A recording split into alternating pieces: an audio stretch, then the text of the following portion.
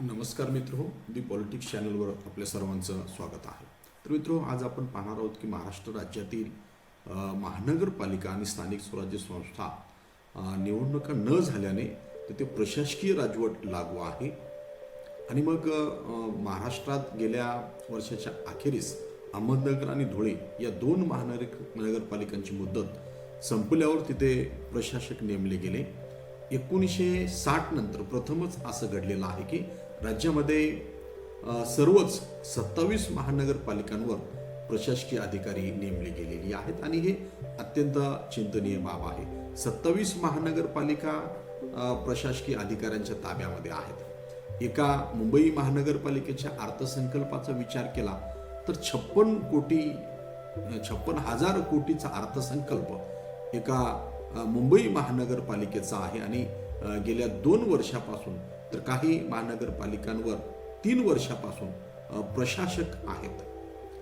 प्रशासक असणे म्हणजे महानगरपालिकेचा कारभार सत्ताधारी सरकारच्या ताब्यात असणे असा त्याचा अर्थ होतो.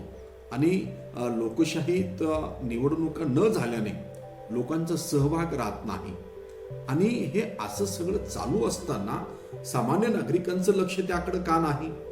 तर सामान्य नागरिक हा त्याच्या रोजंदारीमध्ये दिनचर्येमध्ये पोटाच्या भाकरीच्या शोधामध्ये परेशान आहे.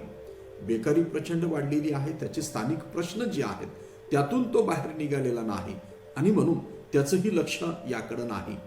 आणि विरोधी पक्ष निवडणुका झाल्या पाहिजेत असं म्हणतो आहे आणि सत्ताधारी पक्ष सुप्रीम कोर्टामध्ये 2 खटले प्रलंबित आहेत आणि त्यामुळं निवडणुका घेता येत नाहीत असं म्हणतो आहे.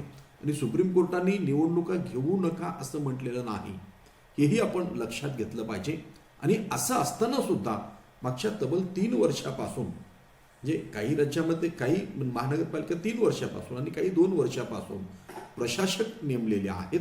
आणि या सगळा जर आपण हे पाहिला एकंदरीत या संपूर्ण महानगरपालिकांचा 27 महानगरपालिकांचा अर्थसंकल्प जर पाहिला आपण तर 1,50,556 कोटीचा त्याचा अर्थसंकल्प आहे. म्हणजे 1,50,556 कोटी हे सरकारच्या ताब्यात आहेत. जे सरकार आपल्या मर्जीनुसार खर्च करणार, आपल्या मर्जीतील लोकांना कामे देणार. एक प्रकारे नगरसेवकांचे अस्तित्व शून्य आहे. नगरसेवक नसल्याने कामे होत नाहीत. तसेच निवडणुका न झाल्याने लोकप्रतिनिधी बदलण्याचा मार्गही बंद झालेला आहे. म्हणजे एखादा लोकप्रतिनिधी काम करत नाही म्हणून आपण निवडणुकीच्या माध्यमातून त्याला बदलतो आणि तोही मार्ग आता बंद आहे. म्हणजे महानगरपालिकेतील भ्रष्टाचाराची माहिती मिळत नाही. प्रसारमाध्यमे आवाज उठवत नाहीत किंवा माहीत असूनही गप्प राहतात. विरोधी पक्ष सुद्धा फक्त निवडणुका लवकर घ्या म्हणतात आणि पुढे काही नाही. म्हणजे विरोधी पक्षांनी या विरोधात आवाज उठवला पाहिजे, पण विरोधी पक्षांनी त्या प्रमाणामध्ये आवाज उठवलेला आपल्याला पाहायला मिळत नाही. आणि मग अशा सगळ्या परिस्थितीमध्ये या लोकशाहीचं रक्षण कोण करणार हा आपल्या समोरचा सर्वात महत्त्वाचा प्रश्न आहे. म्हणजे या कारभारामध्ये पारदर्शकता असणे शक्य नाही, कारण प्रशासक हे सत्ताधारी सांगणार तशीच कामे करणार. सरकार काय म्हणते अलीकडं की ओबीसी आरक्षणाचा मुद्दा सर्वोच्च न्यायालयामध्ये प्रलंबित आहे, परंतु न्यायालयाने निवडणुका घेऊ नका असं म्हटलेलं नाही. याकडे आपण लक्ष निर्देशित केलं पाहिजे. काही महानगरपालिकांचे प्रभाग वाढवले आहेत. म्हणजे मुंबईमध्ये 227 वरून प्रभाग वाढवून 236 करण्यात आलेले आहेत. परंतु शिवसेना सरकारने ते केलं होतं उद्धव ठाकरेंच्या, पण अलीकडच्या एकनाथ शिंदे सरकारने पुन्हा 227 वर तो प्रभागाचा आकडा आणलेला आहे. जे खरं तर लोकसंख्येच्या प्रमाणामध्ये प्रभाग वाढविणे योग्य होते. सरकारला निवडणुका घ्यायच्या नाहीत कारण वातावरण अनुकूल नाही.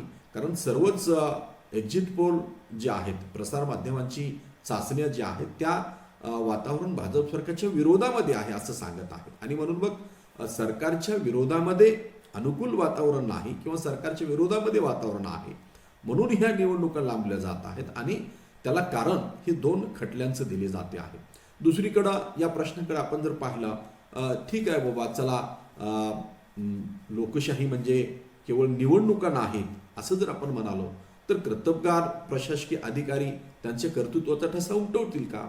मी अंदमानामध्ये पोरबंदरला गेलो होतो आणि तिथं एका कलेक्टरच्या नावाने एक रस्ता आणि एका तळ्याला नाव दिलेलं होतं. त्याच्याबद्दल आम्ही चौकशी केली तेव्हा असं लक्षात आलं की तो कलेक्टर शासन ब्रिटिश सरकार ते करायला तयार नव्हतं, पण लोकांची गरज लक्षात घेऊन त्याचं रिटायरमेंट झाल्यानंतर त्याच्या पैशातून त्यांनी ते तळं लोकांच्या कल्याणासाठी उभं केलं. म्हणजे असा एखादा प्रशासकीय अधिकारी असेल तर त्याचं कर्तृत्व आपल्याला पाहता येऊ शकते, पण तेही आपल्या इथं नाही. म्हणजे आणि पण सामान्य माणसाचं काय, सामान्य माणूस काय विचार करतो की लोकशाही म्हणजे काही निवडणूक नाही. सामान्य माणसाला चांगला कारभार हवा असतो, मग तो कोण करत आहे ही बाब दुय्यम आहे. म्हणजे तो प्रशासकीय अधिकारी करत आहे का निवडून आले लोकप्रतिनिधी करत आहेत. पण आपण पाहतो की लोकप्रतिनिधींचंही फारसं प्रशिक्षण झालेलं नाही आणि त्यांनाही हे माहीत नाही. आणि आपण पाहतो की आता 3 वर्षापासून ते घरी बसून आहेत. आपण असं म्हणतो ते एकीकडं की निवडणुकीमध्ये निवडून आल्यानंतर अधिकारावर असताना, सत्तेमध्ये असताना लोकप्रतिनिधींना लोकांच्या प्रश्नासाठी वेळ नसतो, पण त्यांना आपल्या जबाबदाऱ्या काय आहेत याचं जर भान नसेल तर आता प्रशासक आहे ते घरी बसून आहेत, तेव्हा ते लोकांच्या प्रश्नासाठी किती पुढाकार घेतात? त्यांनी लोकांच्या प्रश्नासाठी पुढाकार घेतलेला आहे का? किती लोकांचे प्रश्न सोडवण्यासाठी ते पुढे येतात? ह्या सगळ्या गोष्टी पाहणं आवश्यक आहे.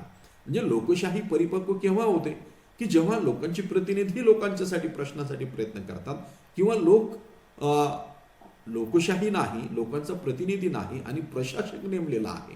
कारण स्थानिक स्वराज्य संस्था ह्या भारतीय राज्यघटनेच्या कलम 40 नुसार गांधीजी म्हणायचे की खेड्याकडे चला आणि सत्तेचं विकेंद्रीकरण झालं पाहिजे. आणि म्हणून 74व्या 73व्या घटनादुरुस्तीने शहरी आणि ग्रामीण भागामध्ये पंचायत राज आपला राज म्हणून आपण हे सगळं स्वीकारलेलं आहे. आणि तिथली लोकशाही संपलेली असेल तर लोकशाहीच्या मार्गाने, ज्याला आपण म्हणतो की लोकशाही संपवणे, कारण पूर्वी पहिल्या महायुद्धाच्या नंतर दुसऱ्या महायुद्धाच्या मध्यंतरीच्या काळामध्ये लोकशाही संपवल्या गेली. त्याचा मार्ग काय होता तर लष्करशाहीचा वापर करून अनेक राष्ट्रांमध्ये लोकशाही संपवल्या गेली. हे आपण समजू शकतो. हे आपण पाहिलेलं आहे. जर्मनीमध्ये, इटालीमध्ये, स्पेनमध्ये लोकशाही संपल्या, पण ते कशा संपल्या? लष्करशाहीच्या मार्गाने त्या संपवल्या गेल्या. त्यानंतर दुसरा जो टप्पा आहे तो म्हणजे दुसऱ्या महायुद्धानंतरचा, त्या काळामध्ये बंदुकीच्या मार्गाने लोकशाही नष्ट केल्या गेली. म्हणजे दहशतवाद अधिक उफाळला गेला आणि लोकशाही सक्सेस झाली नाही. त्याची उदाहरणं म्हणून आपल्याला अफगाणिस्तान पाहता येईल, पाकिस्तान पाहता येईल, चिली पाहता येईल, इत्यादी राष्ट्रांमध्ये बंदुकीच्या दहशतीमध्ये लोकशाही संपुष्टात आणून लष्करशाही तिथं सत्तेमध्ये आलेली आहे. अशा पद्धतीने आपण लोकशाहीचा अंत पाहिलेला आहे. पण आता अलीकडच्या काळामध्ये लोकशाहीच्या मार्गाने लोकशाही नष्ट केली जाते आहे आणि हे अधिक घातक आहे. म्हणजे सत्ताधारी सरकारला आपले अनुकूल वातावरण नाही हे पाहून जर लोकशाही पुढे ढकलायची असेल, आणि हा प्रकार भारतामध्ये आणीबाणीच्या नंतर सुद्धा झाला नाही. आणीबाणी नंतर इंदिरा गांधीच्या हे लक्षात आलं की आपण हे फार चुकीचं पाऊल उचललेलं आहे. तेव्हा त्यांनी कोणालाच अपेक्षित नसताना, सगळ्याच मीडियाला सुद्धा कल्पना नसताना आणीबाणी उठवली आणि निवडणुका घेतल्या. आणि त्या निवडणुका अत्यंत पारदर्शक घेतल्या हे सिद्ध करण्यासाठी त्या निवडणुकीत पडल्या. हे पाहिल्यानंतर आपल्या लक्षात येते, त्यातून हे सिद्ध होते की निवडणुका अत्यंत पारदर्शक घेतल्या. त्या निवडणुकीत पडल्या आणि जनता पार्टीचं सरकार सत्तेमध्ये आलं. पण आता आपण पाहतो आहोत की लोकशाही मार्गानेच ही व्यवस्था नष्ट केली जाते आहे. लोकशाही नष्ट केली जाते आणि त्यामध्ये अर्जेंटिना आहे, ब्राझील आहे, घाना आहे, पेरू आहे, टर्की आहे, थायलंड आहे, उरुग्वे आहे, काही अंशी अमेरिका सुद्धा आहे, इस्रायल आहे. इस्रायलवर परवाच लेख आला होता. म्हणजे तिथं सुद्धा म्हणजे भारत सुद्धा त्या दिशेने वाटचाल करतो आहे. भारतामध्ये यापेक्षा काही वेगळं चित्र आहे असं नाही. म्हणजे निवडणुकीच्या मार्गाने निवडून आल्यानंतर सत्ताधीश झाल्यावर तहयात सत्ताधीश राहण्याची व्यवस्था करायची, लोकशाही संस्थांचा वापर करून लोकशाही संस्था उद्ध्वस्त करण्यासाठी त्या सत्तेचा वापर करायचा, लोकप्रिय धोरणं राबवून लोकांना त्यांच्या पायावर उभे राहू न देता आश्रितांची फौज निर्माण करायची, ही ती लोकशाही मार्गाने लोकशाही नष्ट करण्याची नवीन पद्धत विकसित झाल्याची आपल्याला पाहायला मिळते आहे. आणि ही अधिक घातक आहे.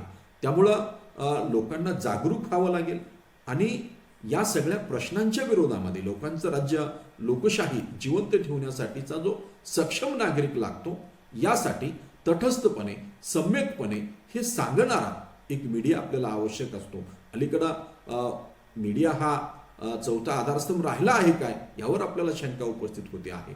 कारण अशा पद्धतीने ह्या गोष्टी सांगितल्या जात नाहीत आणि जनता काही इकडे पाहत नाही. तो आपल्या दैनंदिन प्रश्नामध्ये परेशान आहे आणि म्हणून जनतेला प्रशासक आहे 3 वर्षापासून याकडे लक्ष नाही आणि म्हणून आपलं हे कर्तव्य ठरते की जागरूक मतदार केला पाहिजे.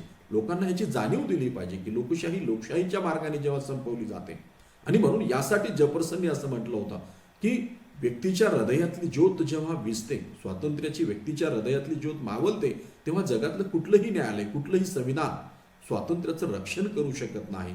स्वातंत्र्य हा लोकशाहीचा आत्मा आहे आणि तो जर अस्तित्वात नसेल तर लोकशाही अस्तित्वात राहणार नाही. आणि म्हणून सर्व अंगाने विचार करणारा नागरिक, स्वायत्त नागरिक आपल्याला जर निर्माण करायचं असेल तर त्यासाठी लोकशाहीचा जागर झाला पाहिजे. आणि स्थानिक स्वराज्य संस्थेच्या निवडणुका ज्या ठप्प आहेत आणि या काळातही लोकांचा प्रतिनिधी लोकांच्या प्रश्नासाठी पुढे येत नसेल तर त्याला लोकांचा प्रतिनिधी म्हणायचं का, हाही प्रश्न आपल्यासमोर निर्माण झाला पाहिजे. आणि लोकांचंही लक्ष याकडे गेलं पाहिजे की प्रशासक का नियुक्त केला गेलेला आहे आणि एवढा पैसा 1,50,556 कोटी सरकारच्या ताब्यात आणि लोकांची कामं जर होत नसतील, प्रशासकीय अधिकारी आणि लोकप्रतिनिधी यांचं साठलोट असेल आणि खड्ड्यातूनच लोकांना जावं लागत असेल, ही सगळी कामं जर पूर्ण होत नसतील तर याला लोकशाही म्हणायचं काय, हा तो प्रश्न आहे. मित्रहो, स्थानिक स्वराज्य संस्थेच्या निवडणुकीच्या अनुषंगाने आपण ही चर्चा करतो आहोत व चर्चा इथं थांबत नाही. तर लोकशाही लोकशाहीच्या मार्गाने संपवली जाते आहे आणि म्हणून नागरिकाचं हे कर्तव्य ठरते. निश्चितपणे आपल्याला हा व्हिडिओ आवडला लाईक करा. आपण आय टू आय कॉन्टॅक्ट करत नसल्यामुळं आपल्या प्रश्नांची उत्तरं, आपल्याला मनात काही प्रश्न निर्माण झाली तर ती कॉमेंट करून विचारा आणि आपले काय मत आहे ते मला जाणून घेऊ द्या आणि आपण यावर चर्चा करू आणि चर्चेतूनच हे प्रश्न सुटत असतात. म्हणून हा व्हिडिओ आवडला तर अनेकांना शेअर करा. या चॅनलवर नव्याने आला असेल तर चॅनलला सबस्क्राईब करा. धन्यवाद. जय हिंद, जय महाराष्ट्र.